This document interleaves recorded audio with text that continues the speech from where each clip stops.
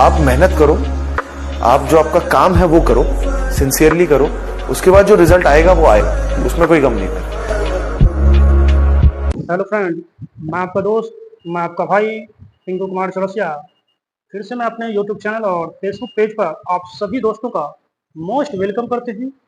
आज हम आप लोगों के कमेंट और डिमांड को देखते हुए हम एक ऐसे इंटरेस्टेड और रहस्यमय टॉपिक को बहुत ही अजूबा और बहुत ही इंटरेस्टेड तरीके से बताने जा रहा हूँ, जिसका नाम है मेल रिप्रोडक्टिव सिस्टम। इससे जुड़े सारे सवाल को हम आज समाप्त कर देंगे। और यदि किसी आदमी को मेरे द्वारा बताए गए बातों से यदि किसी को हर्ट हो, तो इसके लिए मैं पहले ही आप लोगों को सॉरी कर देता हूँ, क्योंकि ये वीडियो बहुत आदमी एक इंटरेस्ट के तौर पे देखेंगे। बहुत आदमी का ये मानना होगा कि ये इंटरेस्ट का टॉपिक है। जी नहीं, ये एक तो हमारा सिलेबस एक 12 का ये चैप्टर है ह्यूमन रिप्रोडक्शन। उस चैप्टर के टॉपिक को आज हम डील करने जा रहे हैं। तो आपका ज़्यादा टाइम नहीं लेते हुए हम डायरेक्ट मुद्दे पे आते हैं, डायरेक्ट टॉपिक पे आते हैं। तो स्टार्ट करते हैं इस डायग्राम के माध्यम से। इस डायग्राम को यदि हम देखें तो ये जो है,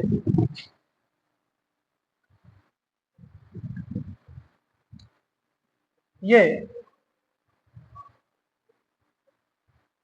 ये जो देख रहे हैं, ये आपका स्क्रोटम है।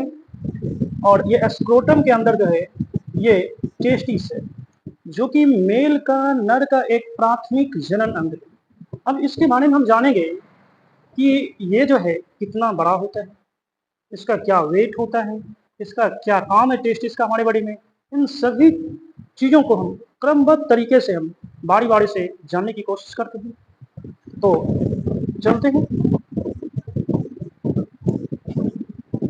सबसे पहले कह रहे वृषण मानव जन्म तंत्र का एक बहुत ही इंपॉर्टेंट ऑर्गन है।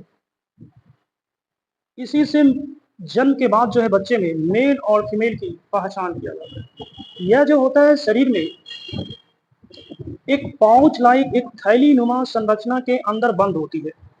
इस थैली नुमा संरचना को हम स्क्रोटम या वृषण कोश कहते हैं।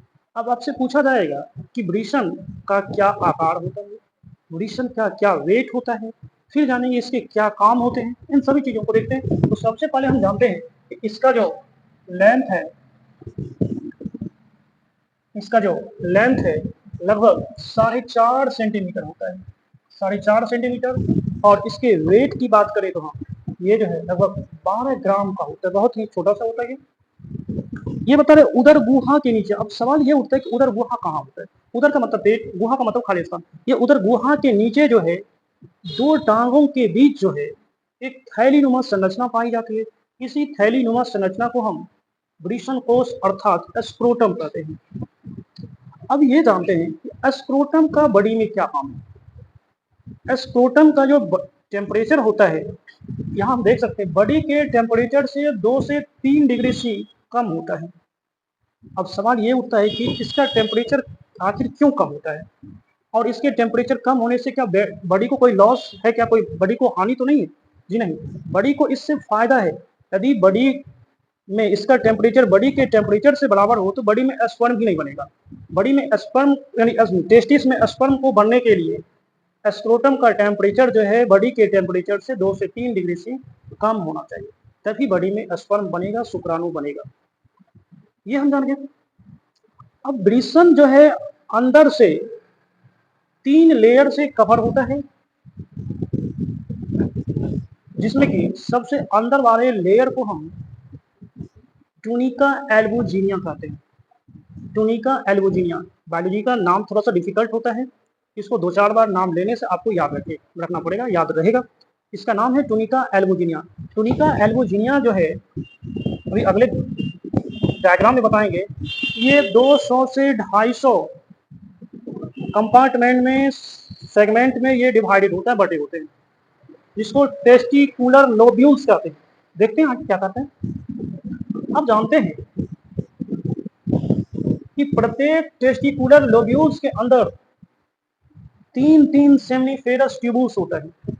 यानी एक लोब्यूल्स में जो है 3 सेमनीफेरस ट्यूबुल्स होता है और इसके अंदर जो होता है बहुत ज़्यादा संख्या में जो है स्पर्मेटोगोनिया सेल होता है जो कि बॉडी में स्पर्म बनाने का काम करेगा। ठीक है, अब देखते हैं आगे। जहां अंतरालीय कोशिका के गुच्छे स्थित होते हैं जिन्हें अब बता रहे इस स्पर्मेटोगोनिया सेल के अंदर सॉरी स्पर्मेटोगोनिया सेल के बगल बगल में स्पर्म को डेवलप होने के लिए न्यूट्रिएंट प्रोवाइड करता है। इन सेल को हम इंटरस्टाइशियल सेल या सर्टोली सेल कहते हैं। आपको याद रखना है, सर्टोली सेल जो है स्पर्म को फूड प्रोवाइड करता है स्पर्म के डेवलपमेंट के टाइम में। उसके बाद जो है हमारे बॉडी में एक ऐसे सेल होते हैं जो कि टेस्टिस के अंदर टेस्टोस्टेरोन नामक हार्मोन को रिलीज करता है। इस सेल को हम लैडिग सेल कहते हैं, लैडिग सेल। अब सवाल ये उठता है कि टेस्टोस्टेरोन हार्मोन क्या करता है, हमारी बॉडी में टेस्टोस्टेरोन की क्या अहमियत है, यदि टेस्टोस्टेरोन ना हो तब क्या होगा। तो सीधे एकदम आसान लफ्ज में जानते हैं कि टेस्टोस्टेरोन एक ऐसे हार्मोन है जिसको कि हम सेक्स हार्मोन के नाम से जानते हैं। यदि किसी आदमी में सेक्सुअल एक्साइटमेंट होता है, लैंगिक उत्तेजना बढ़ती है, तो इसके लिए जो है टेस्टोस्टेरोन नामक हार्मोन जिम्मेदार होता है। जिस इंसान में जितना ज़्यादा टेस्टोस्टेरोन नामक हार्मोन रिलीज होगा वे व्यक्ति उतना ही ज़्यादा अपोजिट सेक्स में विपरीत लिंगों में, यदि लड़का है तो उसका आकर्षण जो है लड़की की ओर अधिक हो जाता है, महिला की ओर अधिक हो जाता है।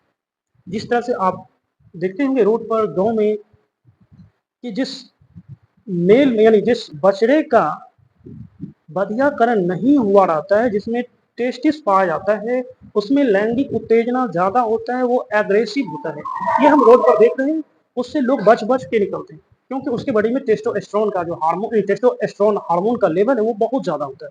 जस्ट इंसान में भी वही कहानी है कि जिस इंसान में टेस्टोस्टेरोन हार्मोन का लेवल जितना ज़्यादा होगा वह व्यक्ति जो है वो विपरीत लिंगों में आकर्षण उसका बहुत ज़्यादा बढ़ जाता है। ये किसके कारण होता है, ये हम जान गए टेस्टोस्टेरोन के कारण होता है। टेस्टोस्टेरोन का काम जान गए।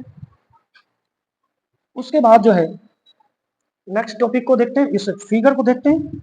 ये आपका मेल रिप्रोडक्टिव सिस्टम है जिसमें कि एक एक टॉपिक को अभी हमने देखा था, यहाँ तक देखा ये केवल और केवल अभी टेस्टिस के बारे में देखे। फिर इसके बाद जानेंगे टेस्टिस के आंतरिक संरचना को देखेंगे, टेस्टिस क्या होता है, कैसा होता है। फिर अगले टॉपिक को देखते हैं।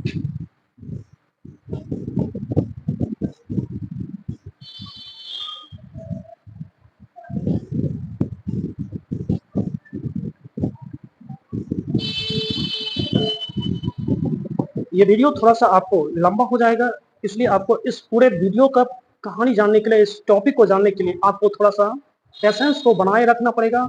इससे जुड़े हर एक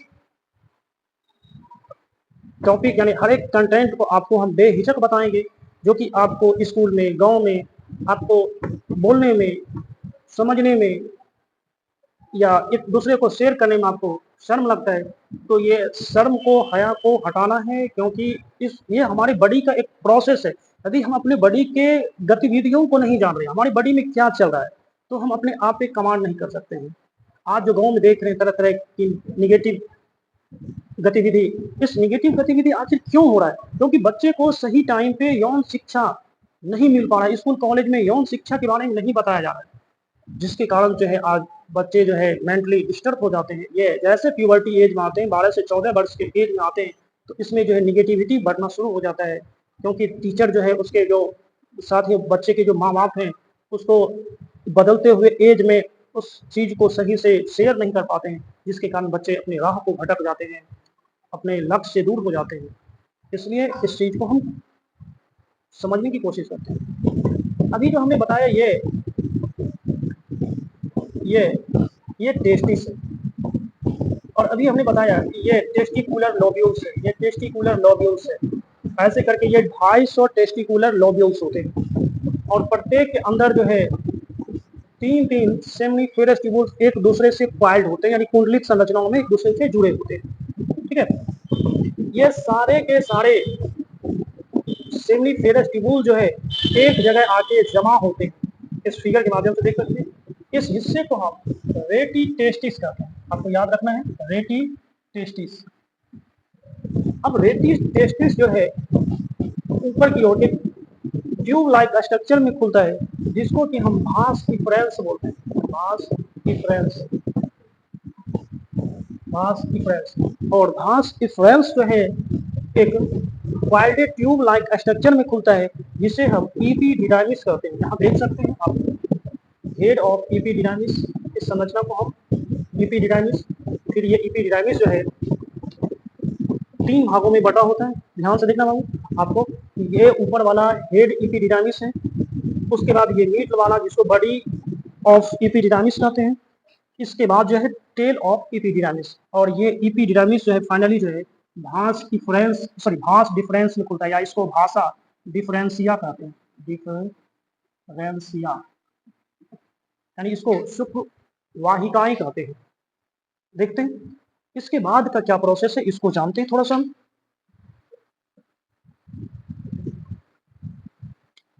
एपिडिडाइमिस के बारे में कर रहा है। प्रत्येक एपिडिडाइमिस एक लंबी अत्यधिक कुंडलित संरचनाओं से बनी होती है, और ये जानते हैं कि एपिडिडाइमिस का काम क्या होता है।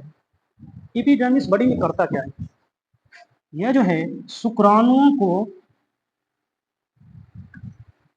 शुक्राणुओं के वृषण से परिवहन के लिए, अब समझते हैं ये शुक्राणु को स्पर्म को मैच्योरिटी देता है, क्योंकि ये जो स्पर्म है बना कहाँ पर, टेस्टिस में, और ये टेस्टिस से निकल के पेनिस के माध्यम से फीमेल के भेजिना तक जाना है, फीमेल के मादा के योनि तक जाना है। तो इसका जो ट्रांसपोर्टेशन तभी होगा जब ये पूरी तरह से मैच्योर होगा। जैसे रोड पे हम देखते हैं जो बच्चा पूरी तरह से मैच्योर नहीं होगा, वो रोड पे क्या कर जाएगा, एक्सीडेंट कर जाएगा।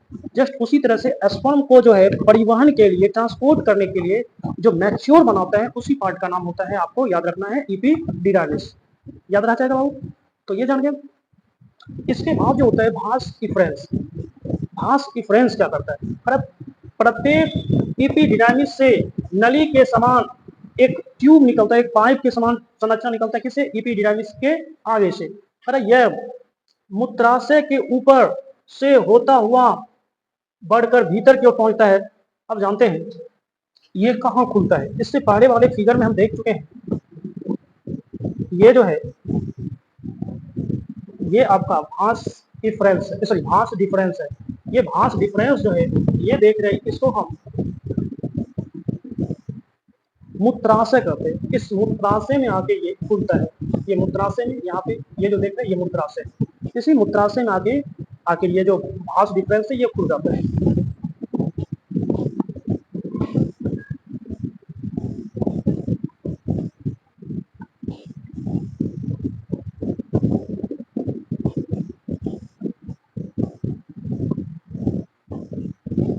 अब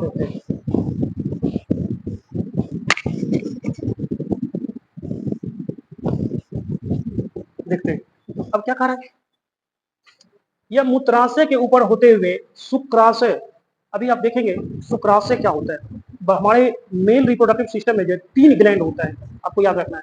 पहला होता है सेमिनल वेजाइकल, उसके बाद होता है आपको प्रोस्टेट ग्लैंड, और उसके बाद होता है कॉपर ग्लैंड। इस तीनों ग्लैंड के बारे में इसके ठीक बाद हम जानेंगे कि आखिर बॉडी में क्या करता है।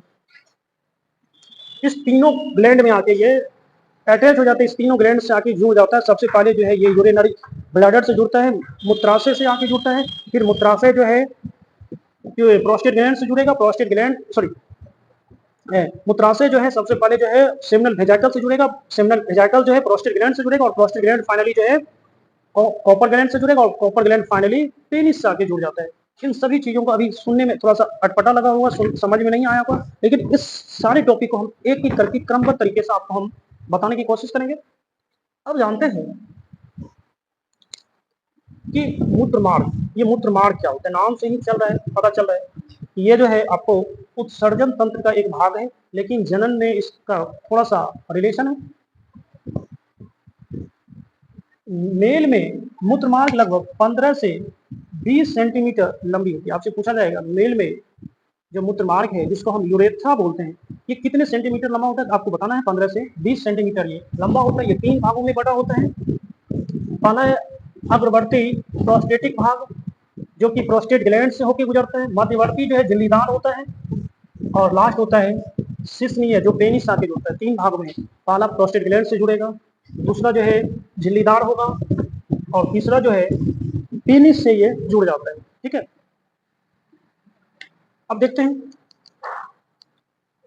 मूत्र मार्ग एक ऐसा रास्ता है, एक ऐसा जगह है जिससे होके स्पर्म और यूरिन दोनों का ट्रांसपोर्टेशन होता है। यूरिन भी बाहर आएगा और साथ ही साथ स्पर्म भी बॉडी से बाहर आएगा, ये जान गए। लेकिन एक टाइम में दोनों चीज बाहर नहीं आएगा। जिस टाइम में यूरिन बाहर आएगा उस टाइम में स्पर्म बाहर नहीं आएगा, और जिस टाइम में स्पर्म बाहर आएगा उस टाइम में यूरिन बाहर नहीं आएगा। लेकिन कभी कभी जब शरीर में बीमारी हो जाता है तो पेशाब के साथ जो है स्पर्म आना शुरू हो जाता है। तो देखते हैं नेक्स्ट क्या कर रहे हैं। नेक्स्ट टॉपिक जो है, अब हम पेनिस के बारे में जानते हैं।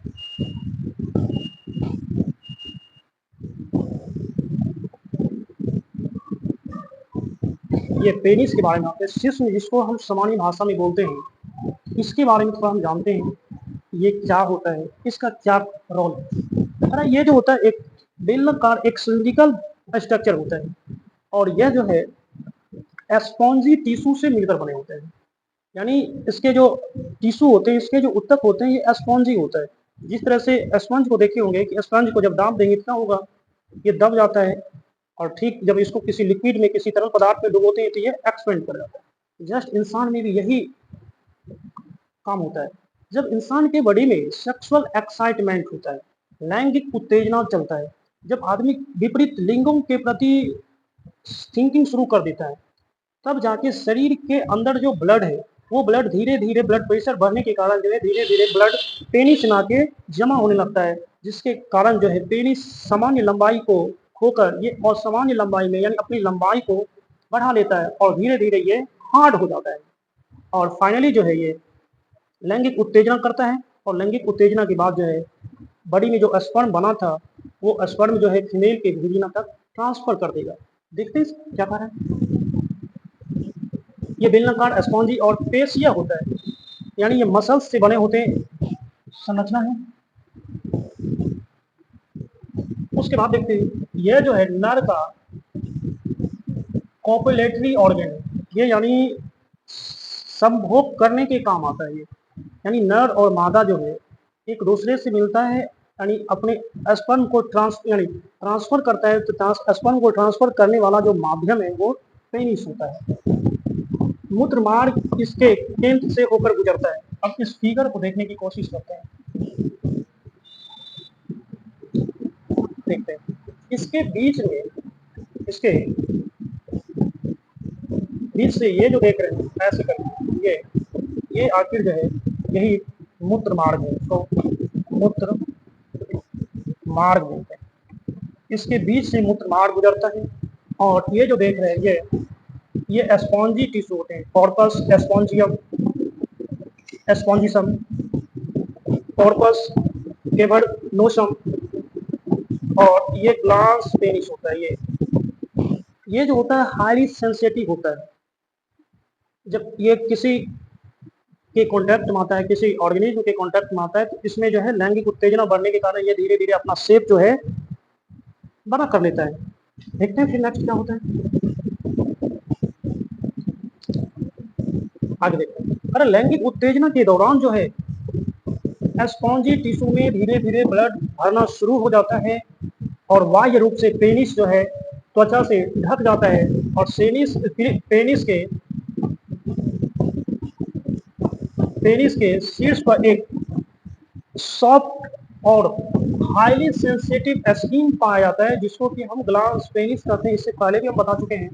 यह त्वचा एक ढीले व वलय के समान, एक रिंग के समान होता है। यहाँ पे बहुत ज्यादा जो है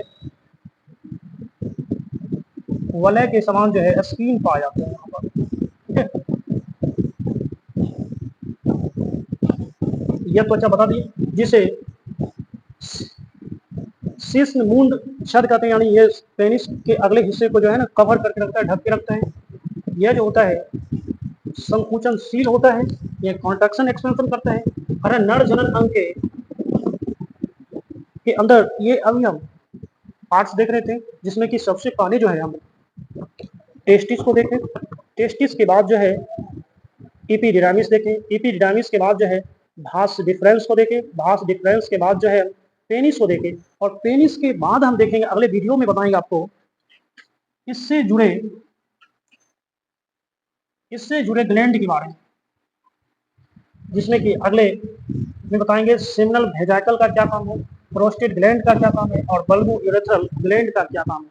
इससे ज़्यादा इंटरेस्टेड होने वाला है अगला वीडियो, तो अगले वीडियो के लिए आप लोग वेट करेंगे, और इस वीडियो को आप ज़्यादा से ज़्यादा एक दूसरे को शेयर करें, ताकि जो जहाँ तक शिक्षा नहीं पहुँचा है, जहाँ तक यानी जो बच्चा ऑफलाइन क्लास नहीं कर पा रहे हैं, वैसे बच्चे तक जो है ये बायोलॉजी का क्लास जो है फ्री ऑफ कॉस्ट पहुँच सके। इसलिए जो है आप हमारे यूट्यूब चैनल को ज़्यादा से ज़्यादा जाके सब्सक्राइब करें, ज़्यादा से ज़्यादा जो है लाइक करें, एक दूसरे को शेयर करें। यदि आप ये वीडियो फेसबुक पेज के माध्यम से देख रहे हैं, तो फेसबुक पेज को ज़्यादा से ज़्यादा आप फॉलो कर लें, ताकि आपको ठीक इसी तरह के नए कंटेंट आपको मिलते रहे। आपके लिए हम नए नए टॉपिक, नए नए कंटेंट पे आप लोगों के लिए काम चल रहा है। ठीक इसी तरह का वीडियो आप सबको मिलते रहें।